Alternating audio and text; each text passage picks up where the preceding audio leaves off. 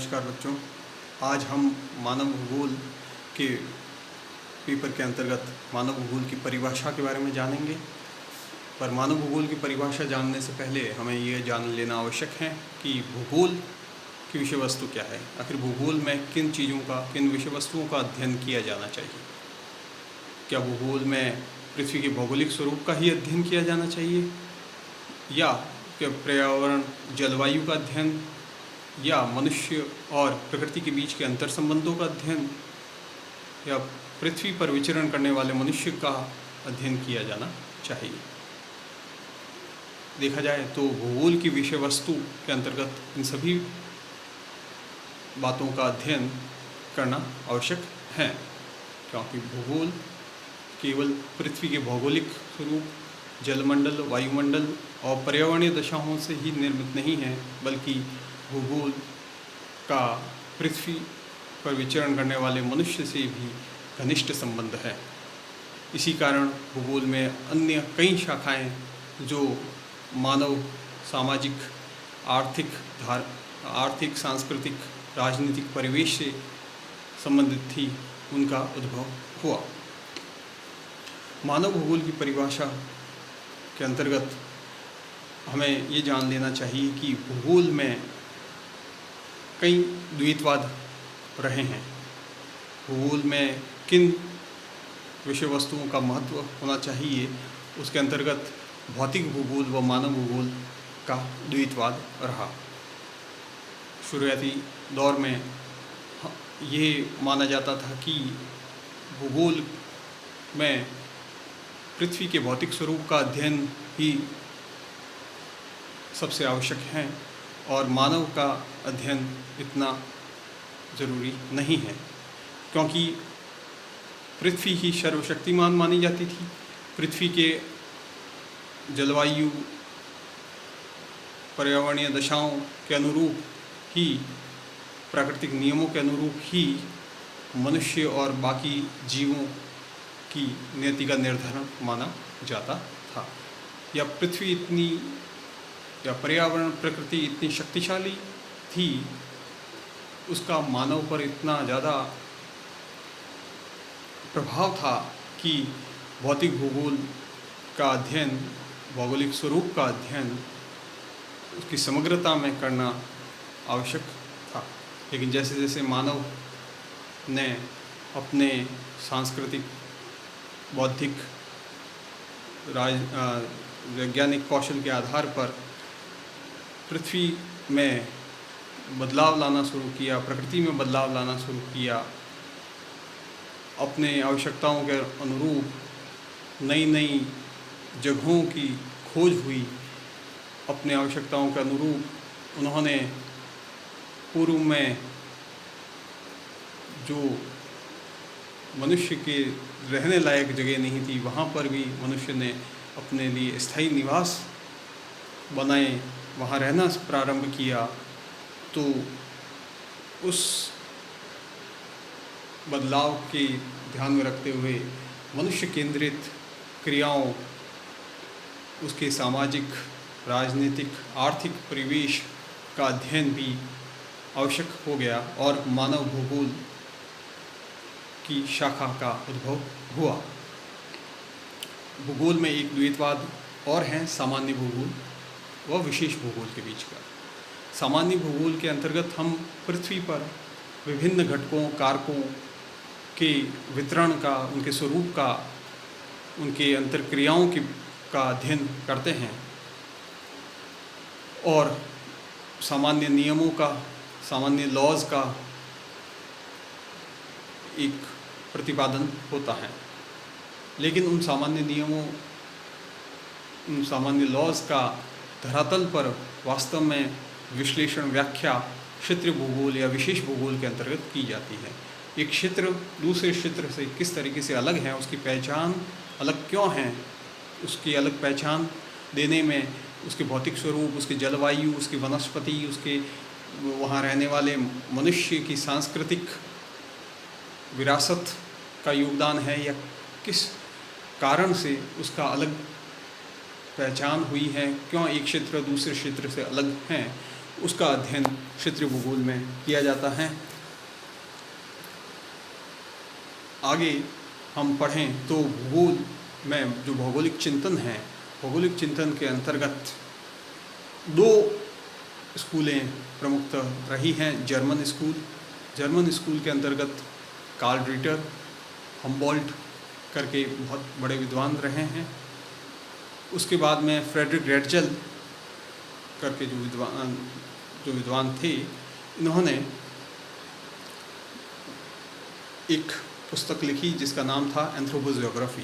एंथ्रोपोजियोग्राफी में उन्होंने केवल पृथ्वी के मनुष्य पर प्रभाव को ही ध्यान में नहीं रखा, बल्कि मनुष्य की आर्थिक क्रियाओं, उसकी जो बदलाव लाने की शक्ति है, उसकी जो क्षमता है, उसका भी वर्णन किया गया।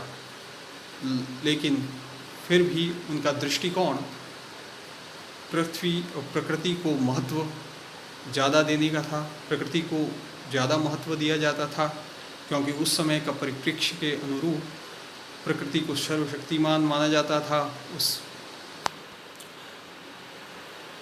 उनके अनुसार मानव भूगोल के दृश्य सर्वत्र वातावरण से जुड़े होते हैं, जो भौतिक दशाओं के योग को दर्शाता है।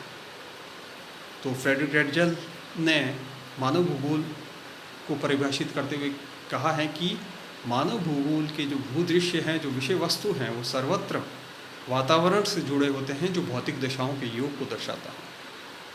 अर्थात जो भी भूदृश्य मनुष्य के द्वारा निर्मित होते हैं, जिसको हम मानव भूगोल के अंतर्गत पढ़ेंगे, उन भूदृश्यों पर भौतिक दशाओं का, भौगोलिक स्वरूप का, पृथ्वी की पर्यावरणीय दशाओं का, जलवायु का अत्यधिक प्रभाव देखने को मिलता है।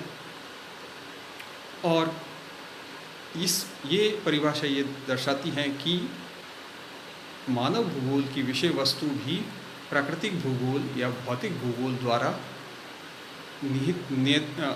निर्धारित की जाती हैं। फ्रेडरिक रेटजेल को निश्चयवाद या पर्यावरणवाद की संकल्पना को प्रतिपादन करने का श्रेय जाता है। निश्चयवाद और पर्यावरणवाद की जो विचारधारा हैं, वह बहुत प्राचीन समय से ही रोम, यूनान सभ्यता, यूनान विद्वानों और अरब विद्वानों के समय से ही चली आ रही थी। इस विचारधारा के अनुसार मनुष्य बाकी प्राणियों की तरह प्रकृति में विचरण करता है। वो प्रकृति का दास है। वो एक निष्क्रिय भूमिका में प्रकृति के अंदर रहता है। वह बाकी जीवों की तरह यहाँ पर निष्क्रिय जीवन यापन करता है। तो इस विचार को एक मूर्त रूप, एक ठोस रूप फ्रेडरिक रेटजेल ने दिया। इस विचारधारा ने मनुष्य को प्रकृति के दास के रूप में प्रस्तुत किया और मनुष्य की नियति का निर्धारण करने की शक्ति प्रकृति या पर्यावरण में मानी। इसी क्रम में आगे फ्रेडरिक रेटजेल की शिष्या कुमारी एलन सैंपल ने मानव भूगोल को परिभाषित करते हुए कहा है कि मानव भूगोल गतिशील पृथ्वी तथा क्रियाशील मानव के बीच परिवर्तनशील संबंधों का अध्ययन है। कि जो गतिशील पृथ्वी है, जो परिवर्तनशील पृथ्वी है, जो उस पृथ्वी और जो आर्थिक क्रियाओं में लिप्त मानव हैं, उन दोनों के बीच के परिवर्तनशील संबंधों का अध्ययन मानव भूगोल के अंतर्गत किया जाता है। वह फ्रेडरिक रेटजेल की तरह कुमारी एलन सैंपल भी पर्यावरणवाद की समर्थक थी, परंतु पर्यावरणवाद के बाद में जैसे की संकल्पना के बाद में जैसे मनुष्य ने सामाजिक, सांस्कृतिक, वैज्ञानिक, बौद्धिक रूप से विकास किया, उसने प्रकृति की जो शक्तियाँ हैं उनको अपने काबू में करने की कोशिश की, उसमें बदलाव लाया, अपनी आवश्यकताओं अनुरूप पर्यावरणीय दशाओं में, प्रकृति में बदलाव लाने की कोशिश की। तो उसको ध्यान में रखते हुए उस परिप्रेक्ष्य में बाद में एक और विचार का उद्भव हुआ जिसे संभववाद के नाम से जाना जाता है। संभववाद की विचारधारा को प्रतिपादन करने का श्रेय फ्रेंच स्कूल के विडाल डी लाप्लाश को जाता है। विडाल डी लाप्लाश के अनुसार मानव भूगोल के अंतर्गत पृथ्वी को नियंत्रित करने वाले भौतिक नियमों का तथा पृथ्वी पर निवास करने वाले जीवों के पारस्परिक संबंधों के संयुक्त ज्ञान का अध्ययन किया जाता है।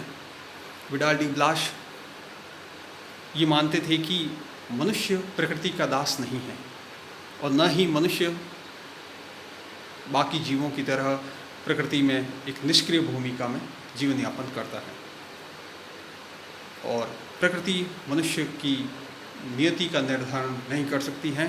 प्रकृति का काम मात्र दिशा दिखाना है, रास्ता दिखाना है, संभावनाएं दिखाना है और संभावनाएं बहुत सारी हो सकती हैं। उन संभावनाओं की संख्या मनुष्य की वैज्ञानिक बौद्धिक विकास पर, सांस्कृतिक विकास पर निर्भर करती हैं। तो प्रकृति मनुष्य को संभावनाएं देती हैं और मनुष्य अपनी संस्कृति के आधार पर, अपने वैज्ञानिक कौशल के आधार पर, अपने बौद्धिक विकास के आधार पर उन संभावनाओं में से चयन करता है। इसको हम एक उदाहरण से समझने की कोशिश करें कि जैसे ऊर्जा के संसाधन हैं। ऊर्जा के संसाधनों में हम पहले केवल लकड़ी का उपयोग करते थे, लेकिन जैसे जैसे हमारी आवश्यकताएं बढ़ी, हमारा वैज्ञानिक ज्ञान बढ़ा, हमारे कौशल बढ़ा, कौशल क्षमता हमारी बढ़ी, बौद्धिक विकास हुआ, तो हमने कोयले का उपयोग भी ऊर्जा के संसाधन के रूप में करना शुरू किया। उससे पहले कोयले के संसाधन, कोयले के जो भंडार थे वो केवल भंडार के रूप में रहे प्रकृति में, वो संसाधन नहीं बन पाए। आज के परिप्रेक्ष्य में जब पर्यावरणीय दशाएं प्रतिकूल हैं, पर्यावरणीय समस्याएं बढ़ गई हैं, उसको ध्यान में रखते हुए कई सारी ऊर्जा के ऐसे संसाधन जो कि प्रदूषण रहित हैं उनका विकास किया गया है। तो जैसे जैसे मनुष्य ने विकास किया, सांस्कृतिक, वैज्ञानिक, बौद्धिक विकास किया, वैसे वैसे ऊर्जा के संसाधनों की संख्या, उन विकल्पों की संख्या, वो संभावनाओं की संख्या बढ़ती चली गई। आगे हम देखें तो विडाल डी लाप्लाश के बाद जीन ब्रूनश करके जो विद्वान थे, उन्होंने मानव भूगोल को परिभाषित करते हुए कहा है कि पृथ्वी के ऊपर के समस्त भूदृश्य अथवा भौतिक भूगोल और मानवीय क्रियाओं के बीच संबंधों का अध्ययन ही मानव भूगोल का उद्देश्य है। अर्थात जो पृथ्वी के ऊपर जो भूदृश्य निर्मित होते हैं, वो भूदृश्य किसके द्वारा निर्मित होते हैं? वो भौतिक भूगोल या भौगोलिक स्वरूप प्रकृति और मानवीय क्रियाओं के बीच के जो अंतर संबंध हैं, जो मनुष्य और प्रकृति के बीच में जो समायोजन हैं, उन समायोजनों से उत्पन्न जो भूदृश्य होते हैं उनका अध्ययन ही मानव भूगोल का उद्देश्य है। जैसे हम समझें कि भौगोलिक भूदृश्य की बात करें तो शीतोष्ण कटिबंधीय जो तृण क्षेत्र हैं, घास के मैदान हैं, उनकी बात करें तो स्टेपीज़ हैं जो कि यूरेशिया में हैं, प्रेरीज़ हैं जो कि उत्तरी अमेरिका में हैं, पैम्पास हैं जो कि दक्षिणी अमेरिका में हैं। ये सभी क्षेत्र भौगोलिक और जलवायु दशाओं के अनुरूप एक घास का मैदान है। लेकिन मनुष्य ने अपनी आवश्यकताओं के अनुरूप अपने विकास, सांस्कृतिक, अपने तकनीकी विकास के आधार पर उन घास के मैदानों को बदल कर आज एक खाद्यान्न केंद्र के रूप में, कृषि क्षेत्र के रूप में, विकसित कृषि क्षेत्र के रूप में, जो कि गेहूं के खाद्यान्न केंद्र के रूप में विकसित हो गए हैं, जहां पर पूर्णतया मशीनीकृत उच्च तकनीकी युक्त खेती की जाती है के रूप में बदल दिया है। तो एक भौगोलिक भूदृश्य को सांस्कृतिक भूदृश्य के रूप में बदल दिया गया है और उस सांस्कृतिक भूदृश्य का अध्ययन ही मानव भूगोल के अंतर्गत किया जाता है। नमस्कार बच्चों, आशा है कि आप सभी को ये व्याख्यान पसंद आएगा। आगे और भी व्याख्यानों के साथ में मैं फिर आपके समक्ष उपस्थित होऊंगा। धन्यवाद।